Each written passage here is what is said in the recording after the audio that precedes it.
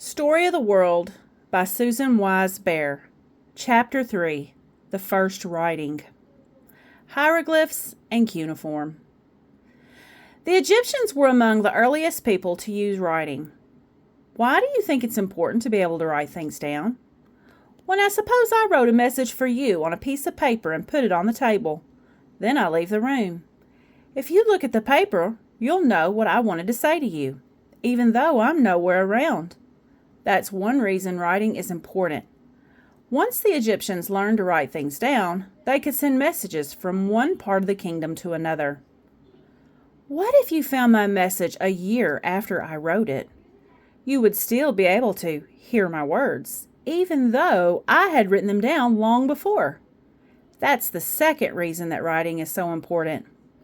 The Egyptians could write down the important events that happened during their lifetime and leave them for their grandchildren and their great-grandchildren to read. The Egyptians used pictures to write with. Now we call these pictures hieroglyphs. The pictures stood for certain words, and the Egyptians used to carve these hieroglyphs into stone tablets. Emily, turn the page.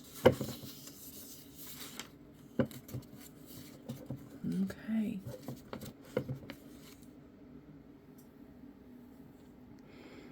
I hope you're reading along in your book. The stone tablets lasted for a very long time, but they were heavy to carry, and carving the pictures into stone took weeks of work. Another country near Egypt had a better idea. They carved their pictures into tablets of wet clay.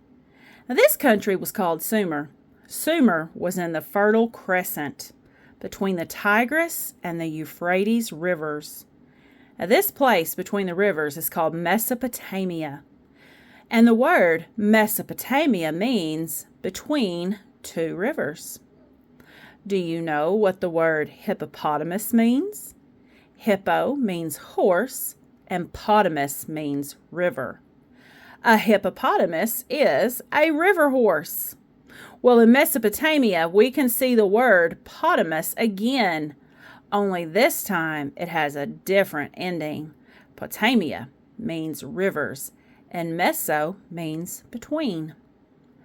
Now, the Sumerian picture writing was called cuneiform because the Sumerians lived between two rivers. They had plenty of damp clay. Instead of carving their cuneiform into stone, they would mold this clay into square tablets.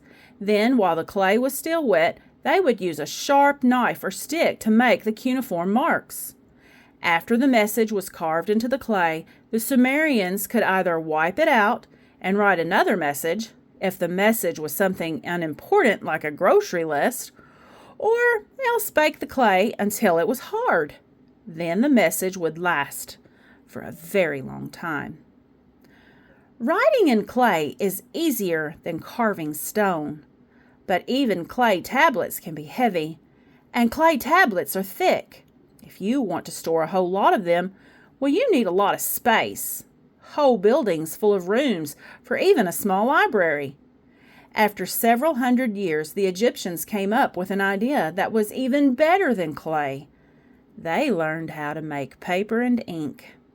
Egyptian paper was made from reeds that grew along the banks of the Nile, and the Egyptians learned how to soften and, let's turn the page again,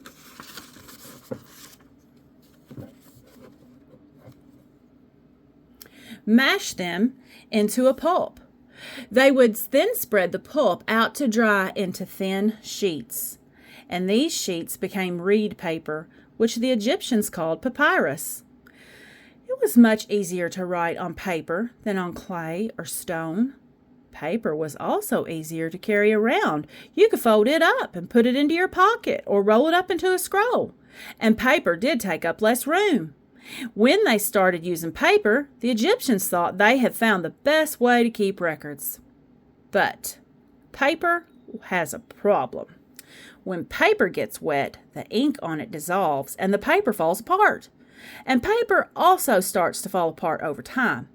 The older paper gets, the more likely it is to crack up and turn into dust.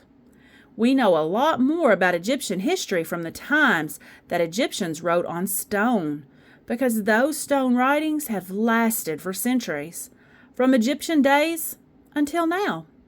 We know a lot about Sumerian history too, because clay tablets last for a long time if they've been baked hard.